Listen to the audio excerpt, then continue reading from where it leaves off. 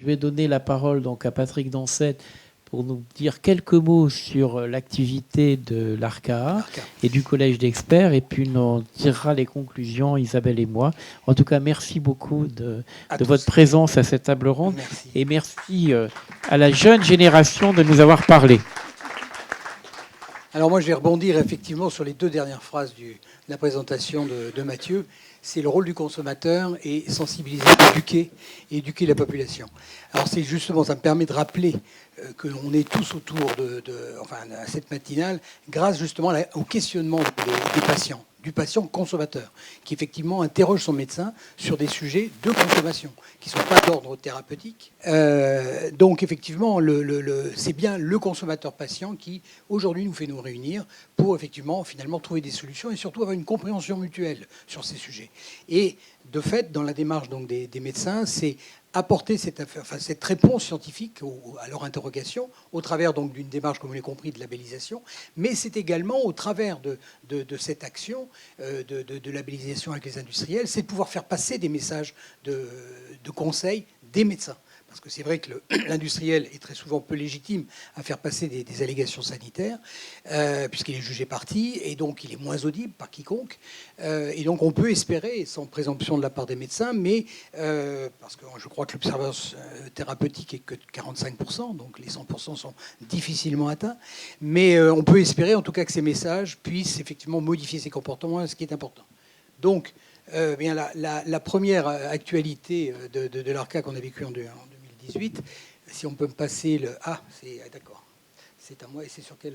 évidemment à droite. Non, c'est l'autre. Voilà.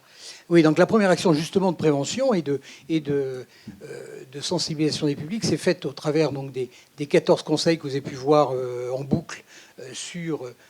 Des conseils qui ont été dictés par Isabelle et un certain nombre d'autres médecins sur justement des choses simples pour améliorer la qualité de l'air intérieur. Et qu'on a pu donc diffuser, en particulier dans les cabinets médicaux, et qu'on a diffusé également sur Canal, enfin sur quelques chaînes de Canal+, et donc de France 3, en mois d'avril. Donc effectivement, ça c'est la première action. La deuxième qu'on a montée justement avec eSafe, donc cette application, c'est là aussi dans le domaine alimentaire et cosmétique, cette possibilité qu'a évoqué Jean-François de pouvoir informer. Donc là, c'est pas un label d'approbation, c'est un label d'information, mais qui a l'intérêt aussi pour l'industriel de marquer son engagement à cette transparence et de pouvoir communiquer sur des cibles donc concernées par ces sujets d'allergie. Et donc d'apport d'information et de transparence sur la composition des ingrédients. Donc la création donc, de ce label qui est transparence contrôlée et qui est de fait un peu dans la suite logique des labels précédents, allergènes contrôlés et air intérieur contrôlé, qui sont les labels d'approbation, donc de référentiel et d'analyse donc de produits ou d'équipements ou de lieux, puisqu'on a même un référentiel sur les chambres d'hôtel pour allergiques. Là, c'est vraiment avec eSafe, plus un label d'information, mais permettant également de voir l'industriel s'engager dans cette notion de transparence. Donc voilà, donc la première, et je félicite Sébastien Dubois, qui est présent dans la salle et qui a lancé donc une entreprise sur des produits de nutrition et de barres de nutrition donc à base de lait de chèvre, et qui est effectivement le premier aujourd'hui à avoir profité de cette labellisation. Alors dans les évolutions, bien, on a de nouveaux partenaires. On a donc la société Starwax, donc Brunel Chimie Dérivée, qui effectivement a été approuvée pour une nouvelle gamme donc, de produits qui s'appelle Respect. On est bien dans cette idée donc, de respect vis-à-vis du consommateur, avec effectivement toujours une notation d'ailleurs qui est je veux dire, variable, puisque l'ensemble, une grande partie des produits sont labellisés 2 étoiles, mais certains sont en 1 étoile, parce que les médecins, effectivement, ont vu émerger, en particulier les glucosides, qui ne sont pas encore aujourd'hui, d'après ce que j'ai pu comprendre, considérés comme allergènes, mais effectivement sensibilisants et émergents. Donc les produits possédant des glucosides, eh bien, on demande à l'industriel de l'indiquer sur l'étiquette, et effectivement, il a une notation un petit peu inférieure, donc qui passe à 1 étoile. Alors, les actions de communication, je ne sais pas si Maxime est là. Alors, la seule chose, c'est qu'il avait une présentation, mais c'est comme toujours, hein, c'est les cordonniers les moins bien chaussés, donc elle n'a pas été intégrée. Est-ce que tu veux en dire 2 mots ? Bon, donc Maxime, qui est l'agence Citeo, en particulier repris et fait évoluer donc nos sites. Alors, on espérait vous présenter les petites évolutions entre ce qu'on avait fait précédemment et surtout toutes les actions qu'il aura à gérer sur les réseaux sociaux. Bonjour, oui, juste quelques mots pour dire que toute cette démarche de l'ARCA et tout ce que j'ai entendu ce matin quand on parle de diffuser de l'information, ça passe par de la crédibilité. La crédibilité, c'est aussi l'image. Donc moi, je collabore avec l'ARCA depuis début septembre et on est en train de refondre complètement tous les outils de communication digitale. Donc ça passe d'abord par les sites internet. Donc il y a le site de l'ARCA, le site Allergens Control. Donc le site Allergens Control qui est le site des labels. Et puis le site moner.info qui est le site plus...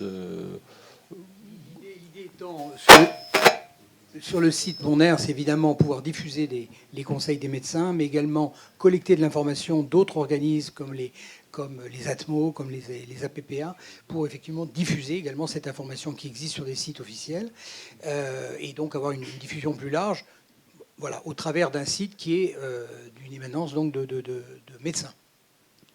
Voilà, donc tous ces sites seront en ligne dans les tout prochains jours. Enfin, il y en a déjà 2 qui le sont, mais il y a encore des derniers petits réglages techniques. Il y a aussi la refonte de la newsletter. Je pense qu'il y en a un certain nombre d'entre vous qui en sont destinataires, j'espère tout le monde. Donc vous serez avertis de tout ça aussi via la newsletter. On essaye aussi d'être beaucoup plus actifs sur les réseaux sociaux. Aujourd'hui, essentiellement sur Twitter, avec les comptes Agir Allergie et Moner Info. Et puis, on espère, alors on essaye de trouver la bonne solution, de mettre en place des outils collaboratifs qui puissent vous permettre à tous d'interagir et d'échanger entre vous. Donc là, il faut trouver la bonne solution pour que ce soit un outil qui puisse être simple, facilement utilisable par vous, parce que sinon, ça ne sera pas utilisé. Merci Maxime. Alors effectivement, je rebondis sur ce dernier élément qui pour nous est important, parce qu'il faut bien se rappeler que ce collège, sa vocation, c'est vraiment cet échange interdisciplinaire, aujourd'hui intergénérationnel avec les étudiants, et l'idée étant d'y contribuer. Donc aujourd'hui, ce qui nous semble vraiment primordial, c'est que nos membres aujourd'hui s'interrogent, nous interrogent, et qu'on puisse vous obtenir des réponses. Parce que les cotisations que vous payez, nous sommes ravis de les avoir, parce qu'elles permettent à minimum de faire fonctionner toutes ces présentations.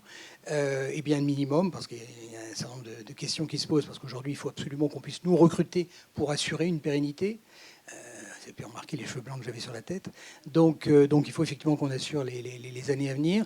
Et donc, il y a une nécessité effectivement de financement. Alors, les vôtres sont évidemment importants, mais c'est vrai que notre problématique est d'en trouver suffisamment pour pouvoir rémunérer quelqu'un qui puisse coordonner ce collège. Et donc, vous stimuler pour que vous puissiez vous interroger et obtenir finalement quelque chose qui serait souhaitable que vous attendiez, et puis enrichir donc le débat avec cette idée donc d'une compréhension mutuelle sur ces sujets. Donc la présence de Sarah, donc jeune médecin pour nous également importante, et comme vous dans les écoles, parce que c'est à vous effectivement de pouvoir prendre le relais et de poursuivre donc cette action. Voilà, donc dans les suggestions d'évolution du collège. Bon, alors d'abord, je tiens évidemment à remercier Christine qui m'a accompagné là pendant les 2 mois pour préparer donc cette matinale, et ça n'a pas été ça n'a pas été simple, et donc merci à elle. Fabien évidemment qui depuis maintenant un peu plus de quelques années organise et donc les plateaux et contacte les différents intervenants, et qui me permet en particulier d'avoir des échanges de proximité. Isabelle, mais qui est évidemment un peu plus loin puisqu'elle est à La Rochelle, mais c'est clair que depuis, oui, ça va faire 20 ans, donc en tout cas ça fait 10 ans qu'on œuvre sur le sujet et qu'on se voit régulièrement, et que c'est important. Alors Nathalie Ponce, qui nous a reçus, que je souhaitais remercier, et qui pour nous également est un point important, parce que comme elle l'évoquait, c'est un groupe de communication, ils ont effectivement un certain nombre de clients et des actions, et elle particulièrement des actions en termes de RSE, et donc il y a un certain nombre de projets qu'on peut... en tout cas de suggestions qu'on espère pouvoir mettre en place l'année prochaine. Alors Corinne Lepage et Anne Souris sont partis, mais je vous remercie évidemment Jean-François de participer à tout ça, ainsi que Serge Johan. Et puis nos différents prestataires, donc une qui est un peu loin, qui est notre prestataire graphiste, Caroline Germain, Maxime qui était présent, et Emmanuel Faure qui est derrière la caméra. Voilà. Et puis alors évidemment, vous tous, parce que comme vous l'avez compris, votre présence est importante, parce que sans, eh bien, voilà, rien n'existerait. Et c'est vrai que sur le plan financier, on est, nous, dans une problématique où effectivement il faut que les éléments soient plus conséquents pour pouvoir recruter quelqu'un et assurer cette voilà, c'est la suite de ces matinales et de ce collège que moi j'ai eu le plaisir d'animer pendant 8 ans, et j'ai bien l'intention de pouvoir l'accompagner, mais nécessité d'accompagner quelqu'un. Donc je ne vous cache pas, dans les projets, c'est effectivement vous revoir tous l'année prochaine, donc au mois d'octobre prochain, mais ce qui passe d'abord par un recrutement d'un coordinateur et avec les financements du recrutement. Voilà, et de fait de nouvelles collaborations, Procter & Gamble qui est dans la salle, où on espère pouvoir effectivement développer des actions avec des groupes de cette taille pour avoir plus de moyens pour les développer. Et une suggestion qui est venue à la suite des 4e matinales auxquelles, avec Fabien, nous avons participé la semaine dernière, où il y a une expérience qui a été menée par un groupe d'entreprises autour du Rhin, à Strasbourg, et qui ont décidé de faire une action d'économie circulaire. Et donc, on va tenter, parce qu'on a des contacts avec la mairie de Puteaux, et Havas étant également sur le territoire, c'est des choses qu'on peut peut-être envisager, mais monter une opération d'économie circulaire avec les entreprises, finalement, du CAC 40, qui sont sur l'esplanade de la Défense, et de qualité d'air dans les tours. Et voilà, donc on a un certain nombre de projets qu'on aimerait mettre en œuvre, et pour pouvoir, évidemment, pérenniser tout cela. Voilà, donc encore 1000 merci, et en espérant vous voir l'année prochaine, et on vous tiendra évidemment au courant de la suite des opérations.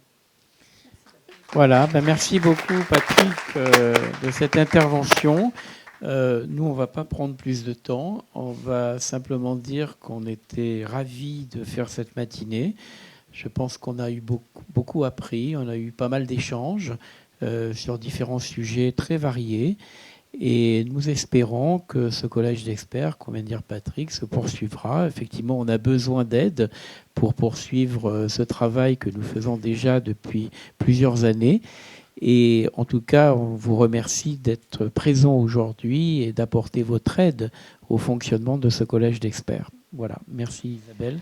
Merci à tous. Je suis moi aussi ravie depuis un certain nombre d'années de participer à cette matinale. Je pense que c'est intéressant, on apprend les uns des autres. J'espère que les médecins vous ont appris, aux non-médecins, un certain nombre de choses en n'étant pas trop dans notre jargon habituel, qu'on nous reproche souvent. Et en tout cas, nous médecins, je pense que nous avons appris de vous qui êtes dans des domaines complètement différents mais complémentaires, et je crois qu'effectivement cette matinale permet aux uns d'apprendre des autres et vice versa, et c'est quelque chose qui est primordial si on veut essayer d'améliorer la qualité de l'air, si on veut aussi espérer l'environnement dans son sens général, et vraiment le lit des maladies allergiques. Et depuis les années 60, on est sur le bord du chemin et on regarde impuissant quasiment augmenter ces allergies, les voir augmenter en nombre, en sévérité, avec effectivement des solutions thérapeutiques que nous avons, mais ce que nous aimerions, c'est évidemment de faire de la prévention et non pas du curatif. Et donc il faut qu'on prenne à bras le corps cette histoire d'environnement, qu'il soit alimentaire ou respiratoire ou médicamenteux, etc., pour essayer d'enrayer cette inexorable montée des allergies, puisque vous savez qu'en 2050, l'OMS prévoit la moitié de la population occidentale allergique, 1 personne sur 2. Alors effectivement, on ne meurt pas, ou pas beaucoup et pas souvent, et tant mieux, mais ça a un coût humain, un coût financier, un coût sociétal absolument énorme. Et je pense que des initiatives comme celle-ci sont partie prenante et intéressantes dans le fait de ne plus regarder passer le train des allergies sans le prendre en marche et essayer de le faire freiner, comme disait Maître Huglot tout à l'heure. Je vous remercie tous. Il y a un petit cocktail déjeunatoire qui vous attend. Donc bon appétit et à l'année prochaine, j'espère.